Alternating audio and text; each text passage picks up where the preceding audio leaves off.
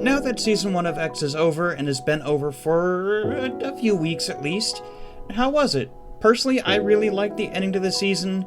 Bird finally got one pro win under his belt. Even if he didn't claim the whole match, he still showed off just how much progress he's made over a short period of time. But the battle that really had the most hype for me was X versus Chrome. It was a wonderful set of matches. You could even watch Chrome's descent into madness and his desire to surpass his former teammate, or rather his deepened obsession. There's a word you could use to describe Chrome, and the calmest, most tame way you could describe him is a freak. But each match in that episode just got more and more fun for X, and you could just see Chrome just go further and further into madness. So what better way to celebrate the end of the season than by reviewing, X's final upgrade for the season in Dran Buster. Talking about the blade, does anyone else get Buster Excalibur vibes from this? This thing looks incredible, and sure, the obvious inspiration from Excalibur aside, it is a really oddly shaped blade, and as far as weird shapes goes for X, this is probably my favorite, and clearly this is meant to be a one-hit KO type of blade, so if you're building really anything, it's got to be as aggressive as possible, especially with the way the weight's distributed along the metal contact points, and sure, it's not the heaviest attack blade out there, but it's still respectable at 36.5 on the average, so I mean, hell yeah, build this thing out the most aggressive attack combo that you possibly can. The ratchet with this is 160, and so far both one-sided ratchets have been pretty solid, carrying really good pocket recovery as well as a higher crit ratio, and since this one's on the 60 height, it's going to be perfect for either upper attacks or smash attacks. But on this stock combo specifically, it's meant more to lean into the imbalance of the blade and increase the power of the one-hit KO that Buster is really meant to pull off, and also this just has other really good applications on most other blades. The bit with Buster is Excel, and this is probably my least favorite attack bit. It's seemingly the most aggressive so far, but it's also really hard to control. Even if you have the perfect launch and perfect aim, it's still really hard to predict past a point. But also, it thankfully does have its uses, my personal favorite being on Rhino Horn 960. It's a really fun combo, and I hope to show that off in a video, at least someday.